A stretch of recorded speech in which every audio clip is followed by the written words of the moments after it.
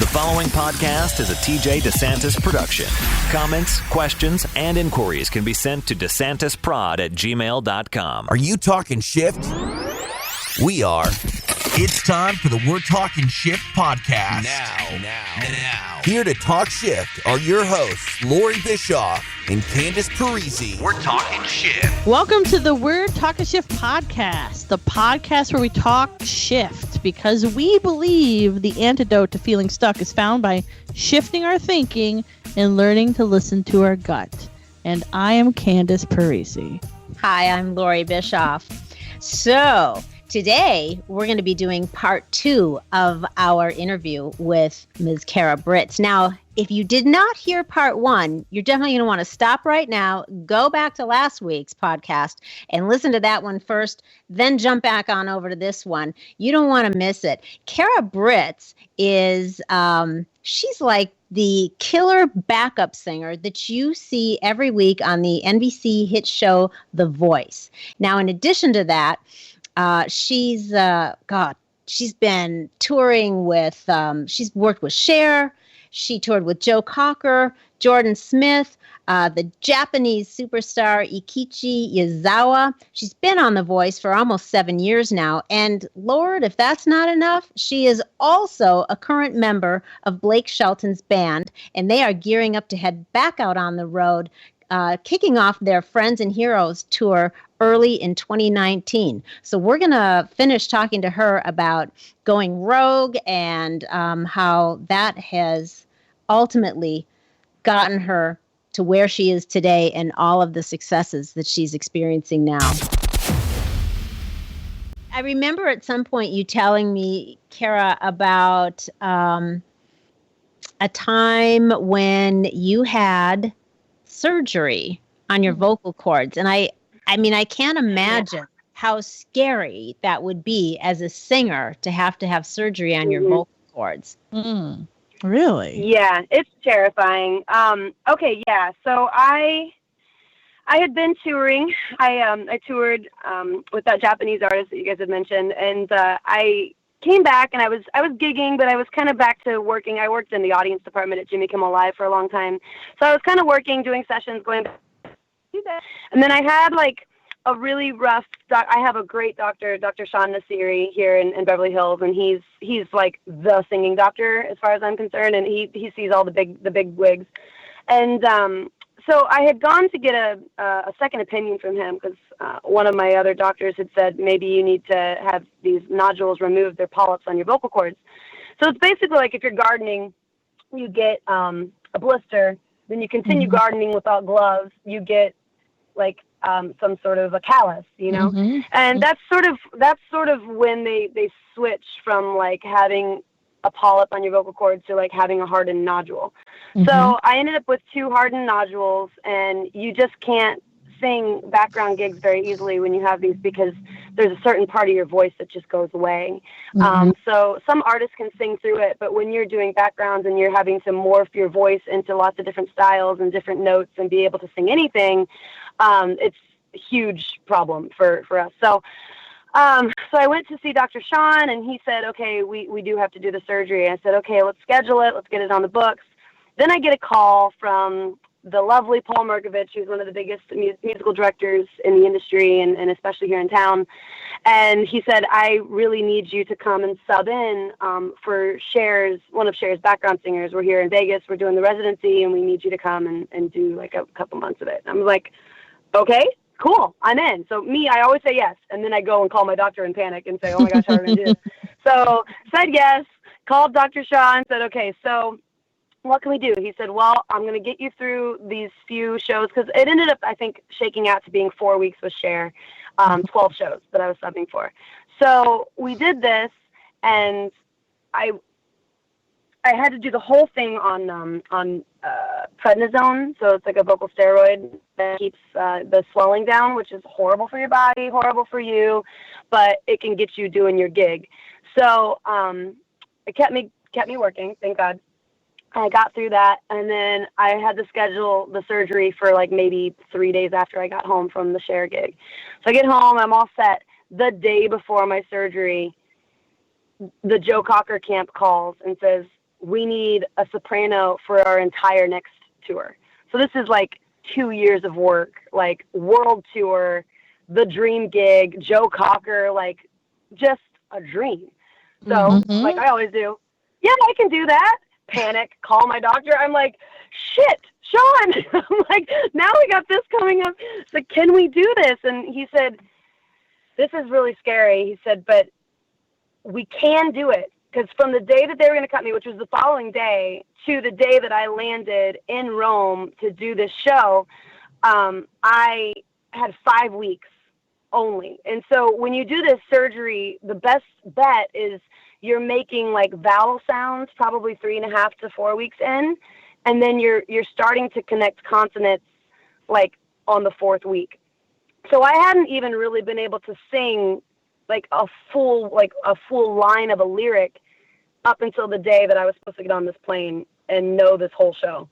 So I had to learn the entire show in my head, memorize all the parts just quietly, and land and basically be a soprano. I'm not supposed to be a soprano on my best day, okay? Like I am clearly a man. Like my voice is so low.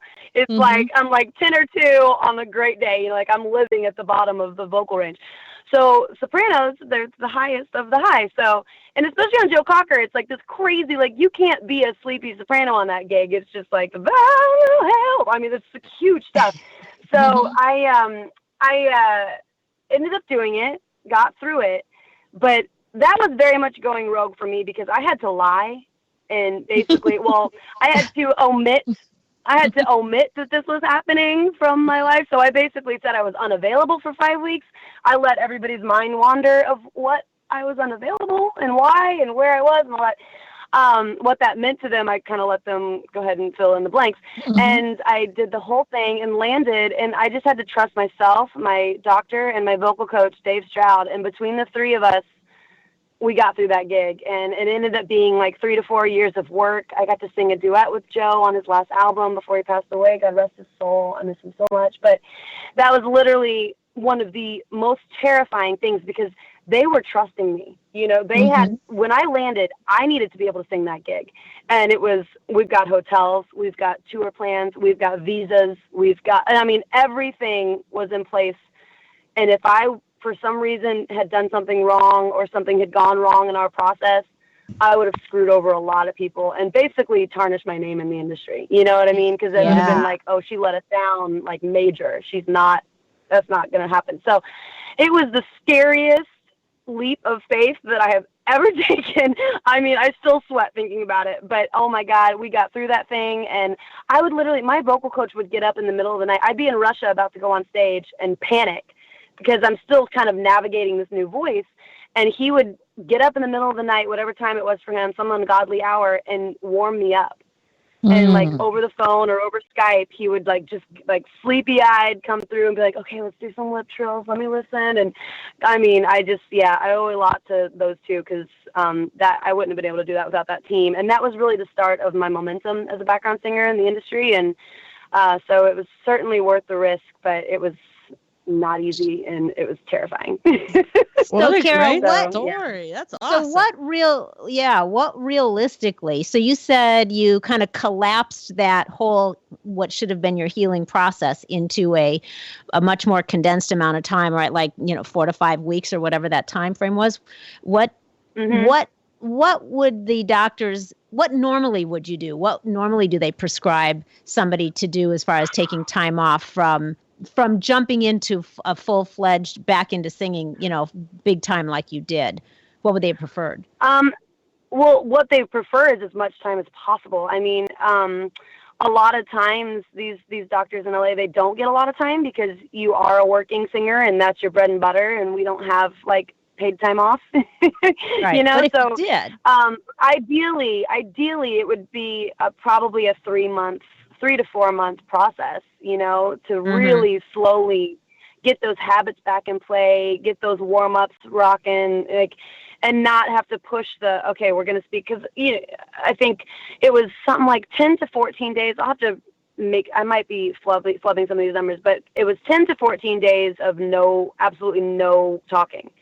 So you're just praying that the surgery went well for the first 10 to 14 days. You don't even know if your cords will connect. You don't know if a muscle collapsed or some crazy medical shit happened in there. You're just kind of like living on a prayer. And then you start to speak like 10 minutes each hour. So you can sort of be like, hey, it's really nice to see you, but like really soft and only for 10 minutes. And it's not like say everything that you haven't been able to say for 2 weeks in 10 minutes. It's saying like what you would naturally say for 10 minutes and then shut back up, go back to writing. The next hour, 10 more minutes, and so on and so forth. And then the next day you do 15 minutes and on and on.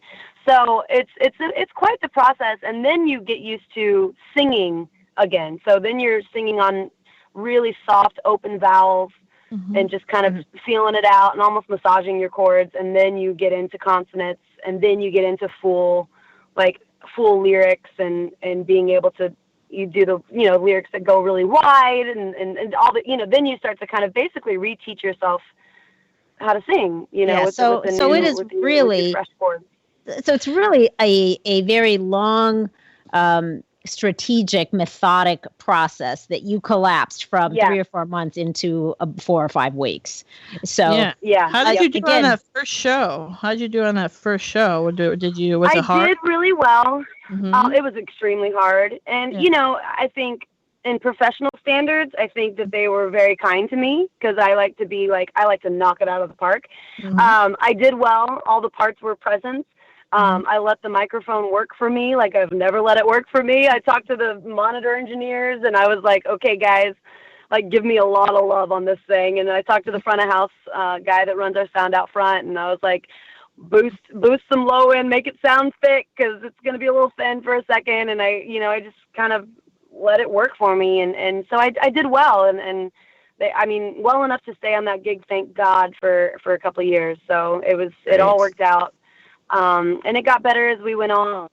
And then, but after that gig, then I got the voice gig, and that's the gig of a lifetime for me. The voice has just been like, it's just my baby. I love that show. I love that group. Our musical director, Paul Markovich, is an insane talent. Like, holy shit, you learn so much just from like being around him. So I feel like all of these steps were in place to make me available and prepared for a gig like The Voice, I love The Voice. Yeah, I that love was a that big show. one. That's a good one. That's a good show. I have a little Thanks. secret addiction to The Voice for sure. Oh, I love it. Yeah, it's been really, really amazing. And I've just learned so much about like myself, about the singing community, about managing a department, about, being a team player. I've learned a lot, I've made some mistakes along the way, of course, but like, I've grown exponentially, under that roof. So yeah, 7 years or something, I think so far, 6.5, 7 years and counting. Oh, wow. Congratulations. What a great story, man. That's what you get when you just go all in on life and just run in. Yeah. And expect you only get one lap. You just get, and so you just need to go for it. Yeah. I love how, and the thing too is, sorry. Go. I was just going to say, I love how, Kara, you said, I always say yes. Always. Yep. Always say yes and then figure it out. Which makes for a really exciting life, guys, because I'm like, shit, okay, I did it again. Dad, what do I do? But, it's fun, though. I mean, you can't take life too seriously, first of all. You can't take yourself too seriously, second of all.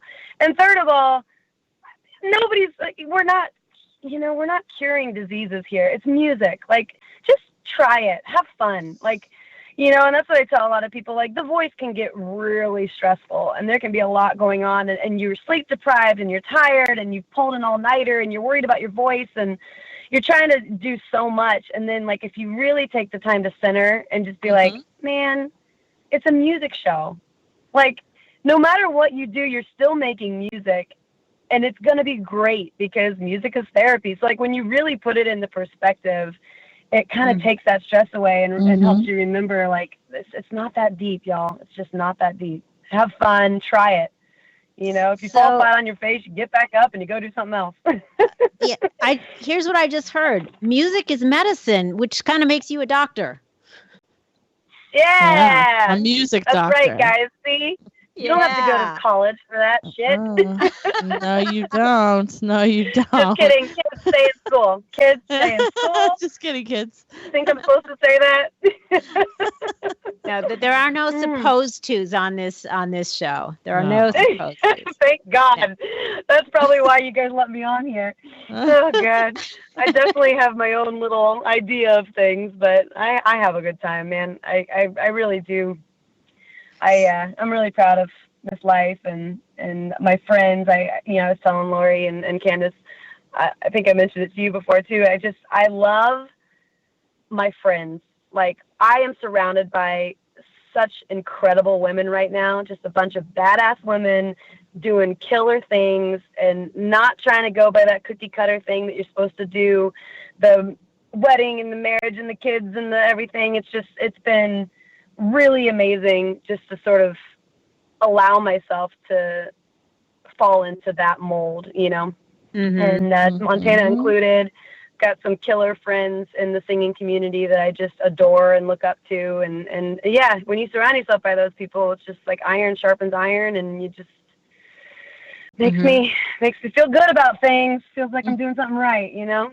So yeah. Well, it's important. I mean, that's a really good point, though. It's important to have that that connection with, whether it's a couple of friends or a bigger group, as long as you feel that strong connection with somebody that is there to help you feel like you're okay. Everything is okay. And even if you're, going through something major, like, you just decided to call off your wedding, you have this great group of support, in addition to your family. You're fortunate you have that from your family. A lot of people don't have that from their family. So it's so important to go out and then you create your own family with those strong friends that really have your back and have your best interest at heart. And just,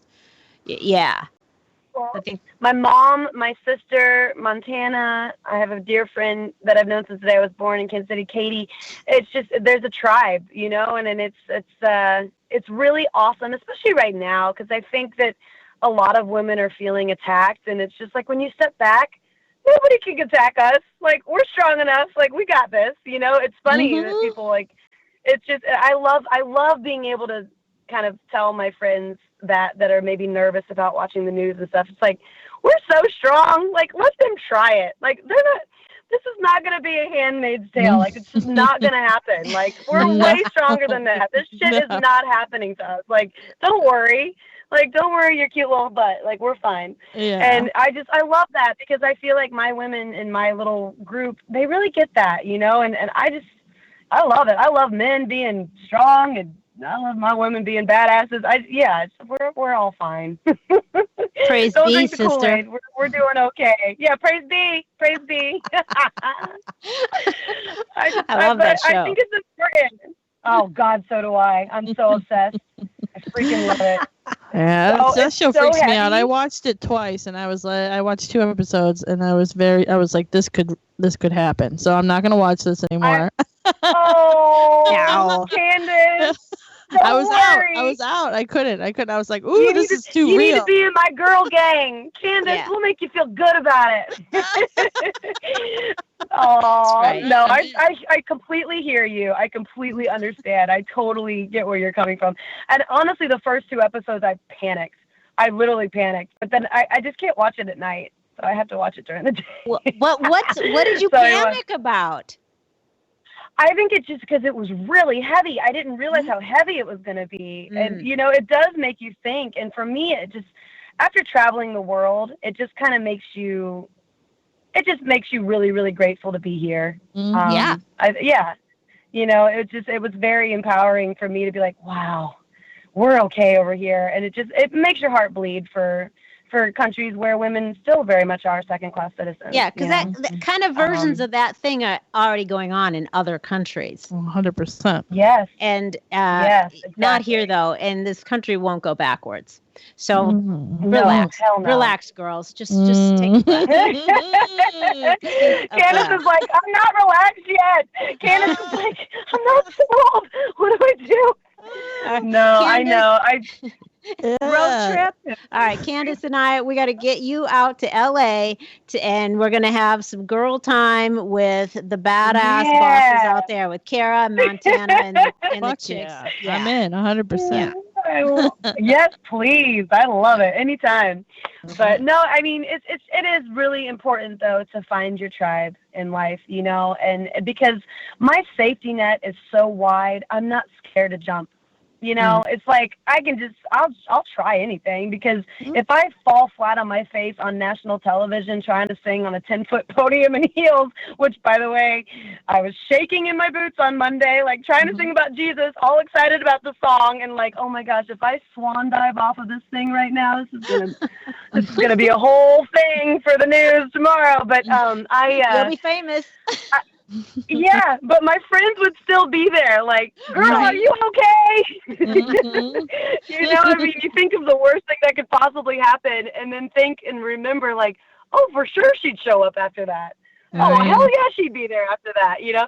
And it's funny because Tana knows I cry wolf a lot, you know, and my relationship was pretty bumpy near the end there. And Tana was really good at getting the calls and letting me vent and then having to act like everything was fine as soon as we got off the phone because she knew that I just needed to get that out and then I would just go back to normal.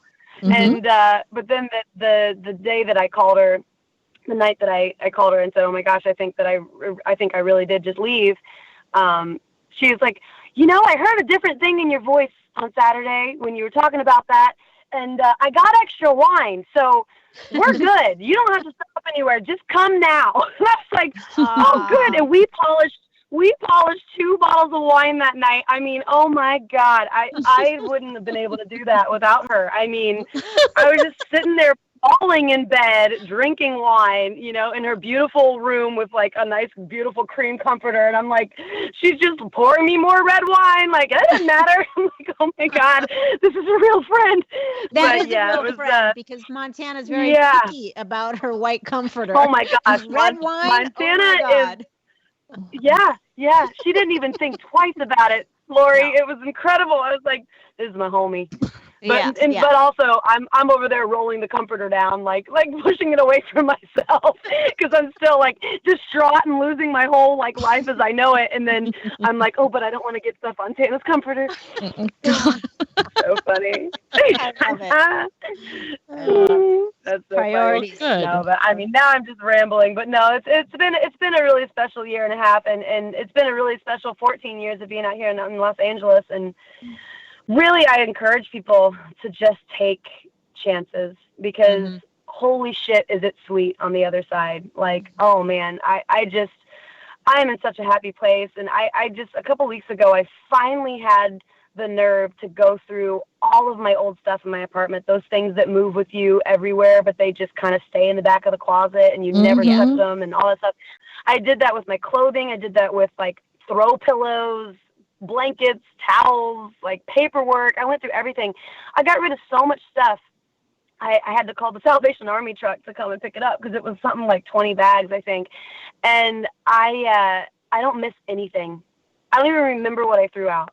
You know, and I just got rid of it, and I feel like it was just kind of the last piece of taking this major chance of just finally 100% bet on myself and just allow life to kind of fall together the way it's supposed to, because I'm clearly not in charge. So I might as well stop trying to control it.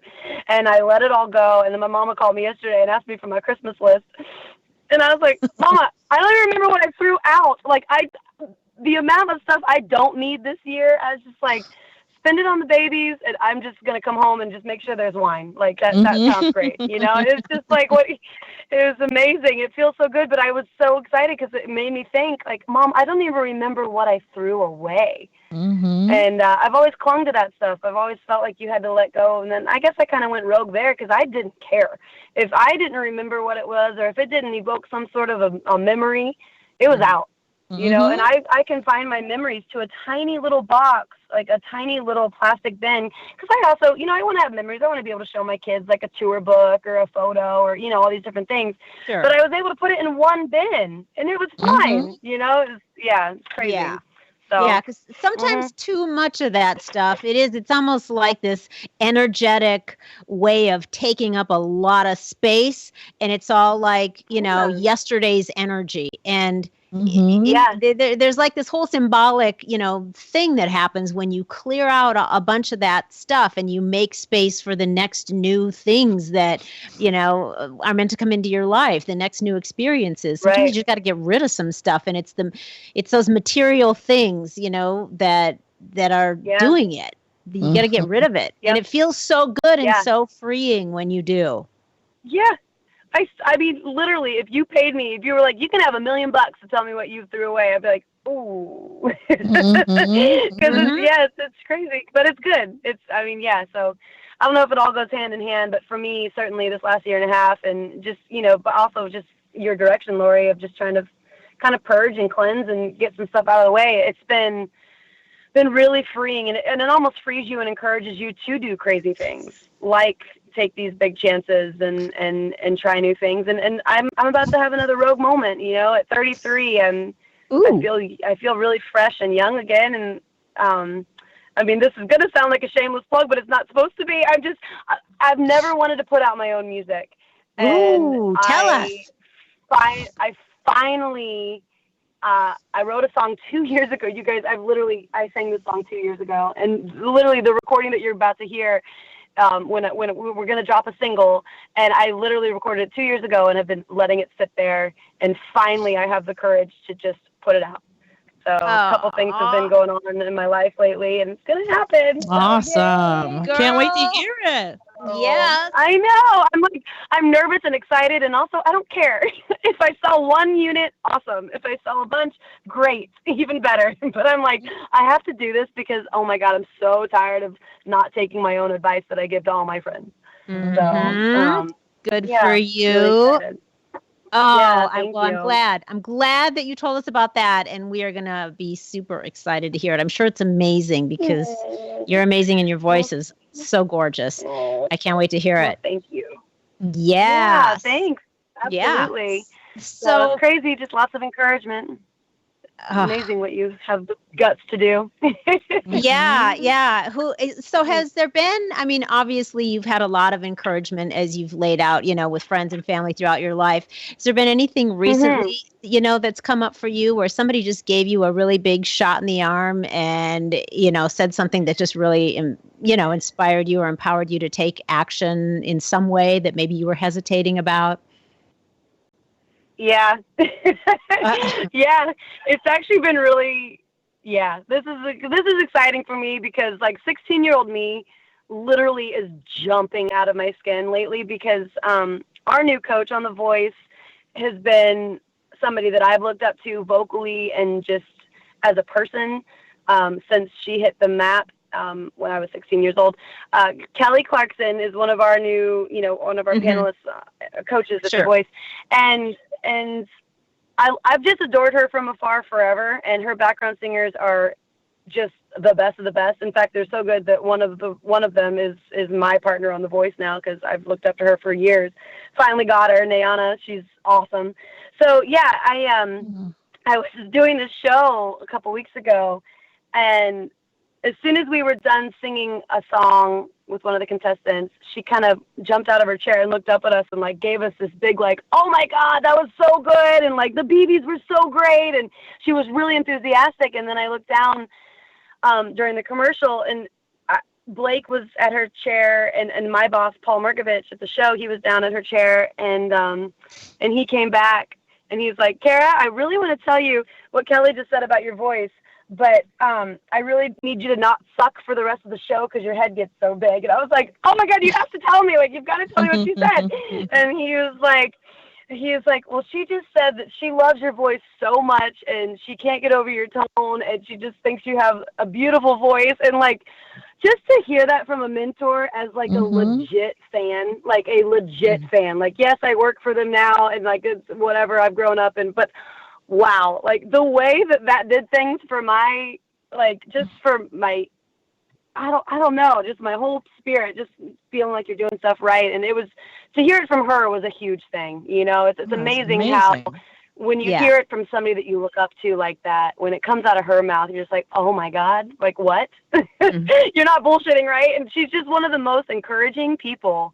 Like, it really, I'm so glad that like I kind of hitched to her post because I really have admired her for a long time, and I'm glad that I was able to watch her career grow up while I was growing up through my 20s, because now that I'm working with her and realizing that she's everything that I thought she was and then some, has been just like such a huge boost, and it just gives me confidence, you know. I mean, for her to go out of her way to say that in front of both of my bosses, like both Blake and Paul, you know, both are standing there, and she says that, like, first of all, talk about freaking badass girl, like a woman that says that about another woman to both of her bosses, like, she had to know what she was doing, and if she didn't, so she's just naturally that way, like, also great, whatever it was, like, it just blew me away. So yeah.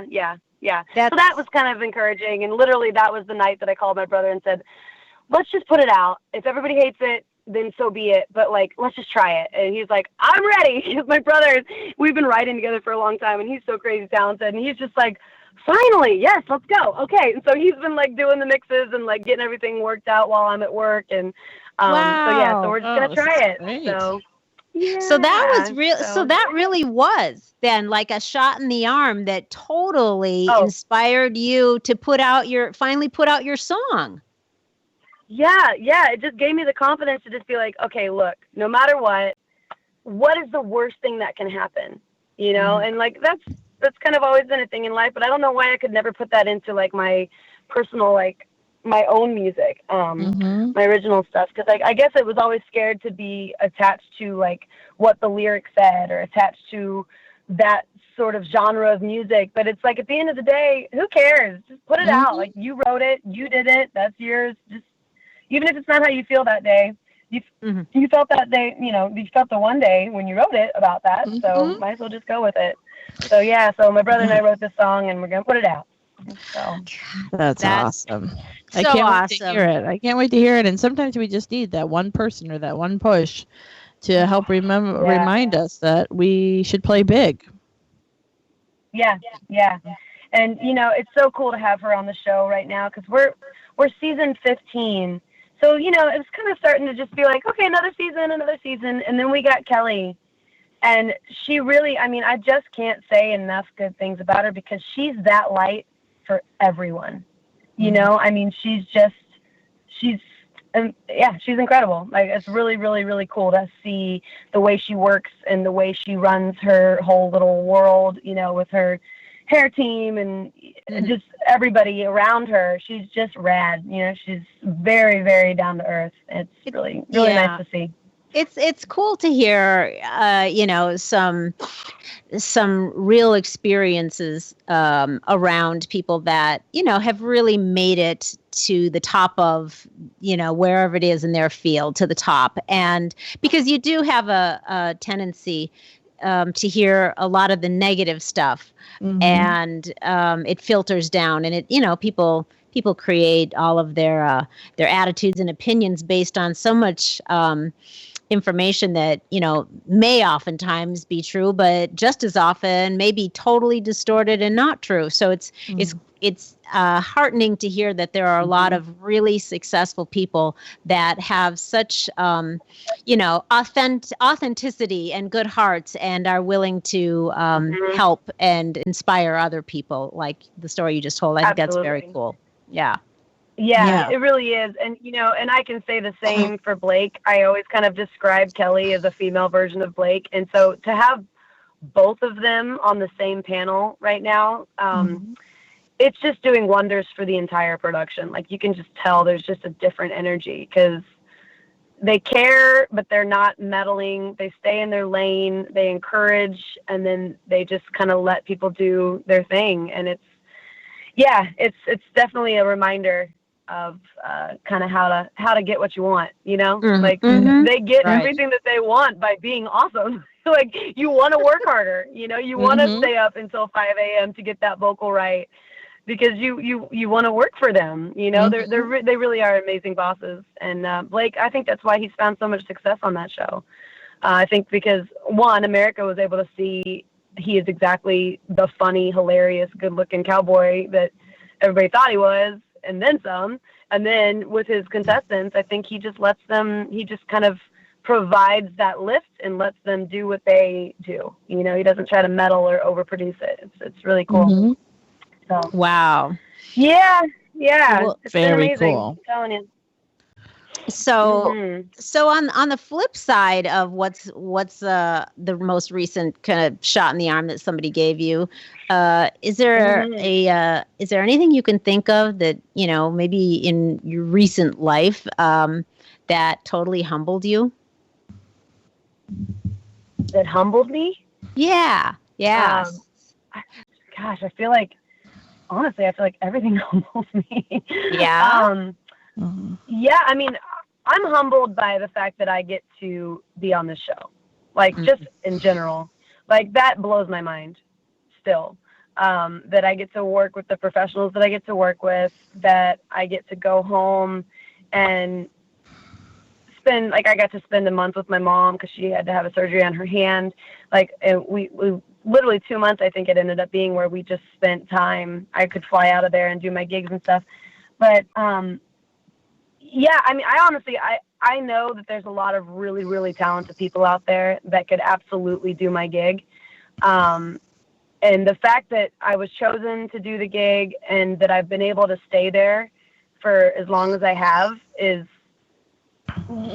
extremely humbling. Like it actually gets me emotional because I've learned so much, and a lot of people around that stage depend on me and count on me and trust me, you know, and they're heavy hitters, and they're people that can absolutely go grab their guy that they've known for years and just do it their way. And they're just, they've really accepted me with open arms and allowed me to have the gig of my lifetime for sure. Because I know what it was like before, and I know what it might be like after. So, you know, you never know when the ball's going to drop, you know? So, it's definitely humbling. I think just the industry itself, when you're doing it right, it keeps you humble because you don't know when everything is going to end. And you know, you do have to, when you take risks, you have to be ready for something to not go according to plan. You know, I mean, you have to be, you know, so when you prepare and you say, yeah, I can do that, you have to really be ready for, okay, I can't afford my apartment while this show gets built, or, you know, or where's my rent going to come from while I wait for that check to clear. And you know, you're trying to be a team player. And so, having a show that's consistent, like The Voice, was bigger than anything I could have ever expected. But yeah. Yeah. I think in general, just the fact that I get to be a musician full time and not have to have a day job and not have to worry about where my rent is going to come from is the most humbling thing that you can hope for as a musician. Yeah, and it's all because your dad pushed you and said, "Don't go to college. Don't chase the boy." Yeah. Yeah. He said, "Don't bet on." I mean, it's crazy. There's no job security as a musician. You know, you don't know what the heck you're gonna do, and but life is bigger than that anyway. He did encourage you to follow, maybe not so much your heart, because you said your heart was wanting to go, you know, with the boy, go to college, but he really encouraged you to follow your passion and and go that direction, which is pretty forward thinking for, you know, for a dad. Oh, for sure. Right. Oh, yeah. Oh, so, yeah. Yeah. So, hey, we usually do a Dear Shift Doctors segment on our show where we answer a question from a reader or a follower. You want to weigh in on that with us? Yeah. Sure. Let's Loree do it. and I are actually doctors of shift. Oh. And so it's great. Yeah. Well, come on, doctors. Yeah. Let's do it. So I people, love that. yeah, people send us questions and then we answer them. So we got a question from a woman named Amy. She says, "Dear shift doctors, I'm nearing the end of a cycle of forgiveness, but I'm struggling to come to the very end. I recognize the need to release some anger, but have no experience in doing so in a healthy way. Can you please offer some suggestions on processing feelings of hurt responsibly?" All right, so that's the question. It goes on and on and on and on as well, but that's the meat of the question, and that's a great question. Thank you, Amy. And so I'm nearing the end of a cycle of forgiveness, and I'm struggling to come to the very end. And so this question actually confuses me because I don't know. Do you two experience a beginning, a middle, and an end to forgiveness? Or I guess she's saying, how do I let it go completely? And so I guess you could forgive somebody or let something be like, all right, I'm done with this. But then it's in the letting go process. What for you two? What are your experiences around letting go of shit people did to you and forgiving them? Well, right. Loree, do you want to go first, or Loree's really good at it. Well, how about you? How about you, Kara? Do you have some thoughts? Let me try. Well, honestly, I do have some thoughts on this because it's a very hard thing, and it's something that I've struggled with as well. I hold on to a lot, and I think that it eats more away at you than the other person when you hold on to that anger. Yeah. They're not getting anything from you holding on to it, so you're actually just damaging yourself by being upset with them still, so for me, I've always done the forgive but don't forget thing.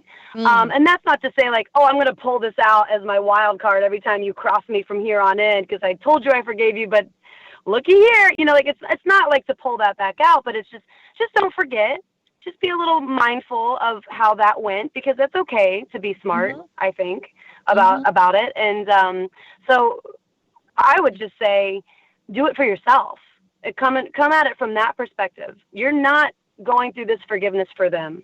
You're going through it for you because that'll make you a better person. And if you both want to move forward in life together after you forgive them, amazing. But they're not getting anything from it literally festering away at your own soul internally while they're out living their life and moving on, Yeah. That's my 2 cents anyway. Yeah, I agree with you. I think that for me, I'm just too lazy to carry stuff around. I have a very, even shit that is real bad. I had it was rough growing up and I've had lots of different things that I could hold on to and shape a story about myself around, but I'm too lazy to, I just drop it. And so if somebody comes into my life and some things go down and it sucks, in the moment I address it so fully that I'm done. I don't carry it to the next day. I'm like, all right, well, now that's finished. And now if I pay attention to the stuff that happened yesterday, and then I'm not paying attention to today. I totally negate my life by caring about something that happened, even, a week ago. Now, sometimes that's hard, a breakup or this or that, and you got to work through it and grieve it. But it's in doing it in a way that is empowering to you instead of it being something around you being a victim. And if everything is in its right timing, that means the bad shit is too. And so, you don't get to pick and choose. If you're going to play the universe or the whatever is taking care of me and everything is in its right timing, well, then all the stuff that sucks is in that right timing too. It's being grateful for all of it. I think for me, it's gratefulness. I think that I'm just all right. Beauty in the breakdown. Yeah. There's something in just being like, all right, that sucked, and I'm just grateful, I'm grateful. And also fuck you, also no. And I don't want that. You're not gonna step on me, but I definitely, I keep an alpha position in just dropping things and moving on so that they don't eat you. Yeah, I'm like that too. Yeah, I'm like that too. Drop it and move on. I think that when you hang on to grievances and lack of forgiveness, it stunts your growth. I just feel like your emotional growth. I just feel like you can't continue to grow and evolve, spiritually, emotionally, mentally, as a human being, if you are unwilling to let go.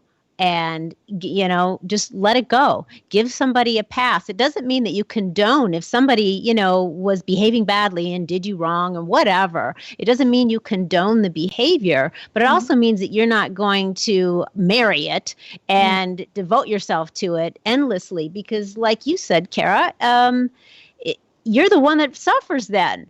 And I'm not going to suffer. I do not want to waste 1 minute of my day feeling like shit. And I'm just not going to do it. The time is too precious to me. So I don't want to feel anger and resentment and grievance and all that stuff that you have to eat and feel if you're going to, not just give it up. So to me, it's an easy decision. And I know that sometimes though, sometimes it is a little bit of a process. It's a little bit like warming up the muscle and you have to maybe let go a little bit of it at a time. But if there's still a little part that you are hanging on to, then to me it says it's because you still just have, maybe just a little bit more time, but maybe you just need to shift your thinking a little bit more and go, do I want to feel better? Do I really want to feel better? Because if I really want to feel better and think about some other stuff, I'll let go of this last little bit that for some reason I'm hanging on to. Just unfry your fingers and fucking drop it. Yeah, and there's probably plenty of times in my life where somebody needs to forgive me. Like, who the fuck am I? Right. And so, I hope that they do. All of you out there. I'm just kidding. The masses of people that need to forgive me. Yeah, putting yourself in somebody else's shoes is so helpful. I mean, we laugh, but that's so true, Candice. Be like, man, like, who am I? I would want the same thing. I mean, if the person is sincerely sorry, and you believe them, it's so liberating to just let it go. Yeah, and even if they're not. You gotta let it go. Yeah, even if they're not. That's the time. If they're not, you gotta let it go. Really go that's for true. it. Yeah. That's when I go for the forgive but don't forget. Right. I'm still a little. Yeah. By not forgetting, it's like you said, Kara. It's not like you've got an ace tucked up your sleeve that you're going to pull out and go, and use against them at some point. It's not about that. I think the not forgetting part is what allows you to become wiser. Yeah. Yeah. It's just you're smarter. Yeah. Yeah. Absolutely. All right. Well, that's awesome. We learn from everything. Aww. Well, I hope that's a hard helped thing to go Amy. through, though.